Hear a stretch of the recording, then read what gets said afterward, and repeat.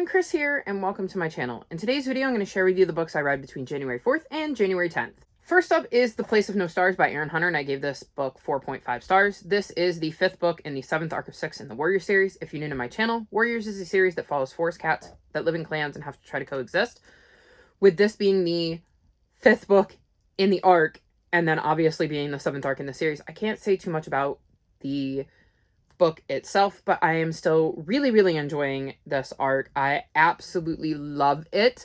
I think it's going to be my favorite arc of the whole series. The only one that might top it is the first arc, because that's the arc that introduces you to the whole world and starts your journey off. This is another book that left on a cliffhanger. Surprise, surprise, every book in this arc has, and I cannot wait to pick up book 6 and finish this arc and see how things wrap up. Next up, I read Keeper of the Lost Cities by Shannon Messenger, and I gave this book 5 stars.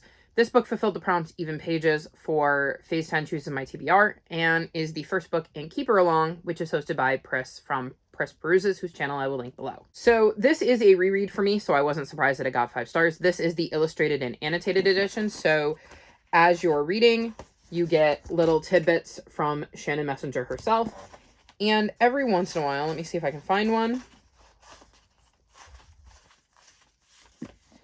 there is an illustration. And it was really cool to reread this book and get to see a little bit more into the series due to the annotations and to have the illustrations to really add to it. I absolutely love this story. In the series, we're following Sophie, who has the ability to read minds, and she has kind of kept that to herself. And one day she meets a boy named Fitz who can also read minds, and he ends up bringing her to the Lost Cities and informs her that she's an elf, and this is why she has the ability to read minds. And once there, she gets to learn more about where she came from. But unfortunately, she soon learns that not everyone is thrilled that she's back among them, and Sophie's safety is in danger. This is one of my favorite series. I loved being back with the characters. I flew through this one just as quickly as I did the first time around, and I was not expecting that. Sometimes rereads take me a little bit longer because I already know the story, and I don't necessarily feel that pull to immediately pick up the book and not put it down, and yet that's exactly what happened. Once I was reading it, I didn't want to put it down, and the moment I could pick it back up, that's all I wanted to do. So I absolutely love this series. I loved my reread of this series. I know it's not everybody's favorite, and I know that it's not the perfect series, but it's just a series that I really loved, and I loved getting to reread it in anticipation for book 9 coming out later this year. Next up, I read Winds of Change by Aaron Hunter, and I gave this book 4.5 stars. This is a graphic novel in the Warrior series, and this book takes place during Arc 2, and it was quite interesting to see certain events that happened during that arc from this particular character's point of view. I don't want to say too much more in case you're not to that point in the series yet. I don't want to spoil anything for you, but it was definitely quite interesting to get a different perspective of how these events played out. It wasn't a cat I expected to read a book from, like, their point of view, like have them be the main character, and I definitely think it would be interesting to reread Arc 2 having read this book and knowing things from this character's perspective. It is what I love about the super editions or the mangas or the graphic novels or the novellas. I love all of these little things that the Aarons have given us that have filled in little tidbits here and there that, upon a reread of the series, could really enrich your understanding of the bigger picture of what's happening during each of the arcs, and this was no exception. I really enjoyed it. I flew through it, and I'm excited to be able to take another Warriors book off of my list, because I'm getting very close to finally being caught up with Warriors. Next up, I read The Royal Diaries by Hilary Burton Morgan, and I gave this book 5 stars. This was my nonfiction pick for the month, and it also fulfilled the prompt 5 or more words in the title for Phase 10 Chooses My TBR. So this is a autobiography written by the actress Hilary Burton. I really enjoyed getting to see her story in her own words. I was a huge fan of One Tree Hill, so it was quite interesting to see different tidbits she chose to share from her life and how she kind of pulled this book together, because it was written in a way that I wasn't expecting. It was also interesting getting to hear more about her relationship with her husband, Jeffrey Dean Morgan, who is a very famous actor. So I believe he's known from primarily 3 places. I can't remember the one show. I think it had something to do with zombies. I'm drawing a blank on that one. But I'm pretty sure he was on on a very popular show that had the zombies, whose name I really truly cannot think of right now. Obviously, he's from Supernatural, as he played Sam and Dean's dad on there. And for me, he will always be Denny from Grey's Anatomy. And so I think a lot of people also are very aware of who her husband is. So it is very interesting to see how they kind of came together and how they got to know each other and started dating and their relationship developed, because that was a big part of this book. Hillary's life is a lot different than I expected it to be, and she seems really down to earth, and I just really enjoyed getting this glimpse into her life. And if you're looking for a good autobiography to read, I would highly recommend this. And if you like Hillary or Jeffrey D. Morgan, I would highly recommend this, because it was fascinating having this glimpse into their lives.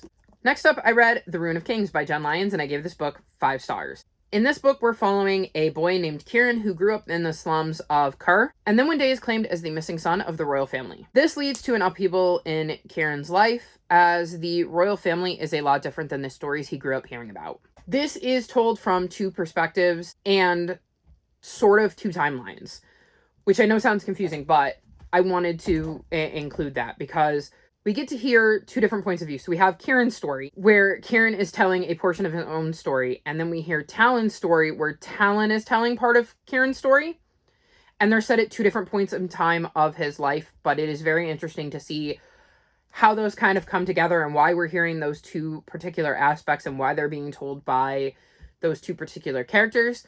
There's also footnotes in this. I just wanted to let you know because I know that bothers some people, and it didn't really bother me. It works really, really well with the way this story is told. This is a very adult fantasy with a lot of political maneuvering and magic, and it was way different than I expected it. I read this on the recommendation of Jade from JD Ray Reads, because she read it and said within like the first 20 pages, she thought it was going to be a 5-star and had the same feelings about the sequel, and I totally understand why. I felt pretty early on that it was going to be 5 stars for me too. I was sucked into this book and really enjoyed the different timelines and trying to piece everything together. And I will say it requires a lot of attention. There's a lot going on and a lot of characters that you have to keep straight in your head. So bear that in mind. But I really, really enjoyed this book and would highly recommend it. And I'm really looking forward to reading the sequel. Next up, I read The Secret Garden on 81st Street by Ivy Noel Weir, and I gave this book 5 stars. This book fulfills the prompt of number in the title for Phase 10 chooses my TBR, and read a book in one sitting for Be Sure-a-thon. So this is a graphic novel retelling of The Secret Garden, and we're following a young girl named Mary who absolutely loves technology and video games, but finds neither in her uncle's house after her parents die. Struggling in her new home, she feels abandoned and neglected, just like the rooftop garden she ends up stumbling across. She decides she's going to bring it back to life and does so with the help of her cousin, Colin, who has anxiety, and her new friend Dixon. This leads to us seeing growth in Mary as the garden comes back to life. So I really enjoyed the art style in this book, especially considering the fact that you're going to be dealing with a garden, so like you get to see plants and stuff in bloom, and it's just a really pleasing art style. I really enjoyed the way this was updated for a new generation because it eliminated a lot of the things I disliked about The Secret Garden. I really identified with Colin, who has anxiety, and the way Colin talks about his anxiety and describes his anxiety is very true to how I would describe my anxiety. So it was really nice to see that representation in this book.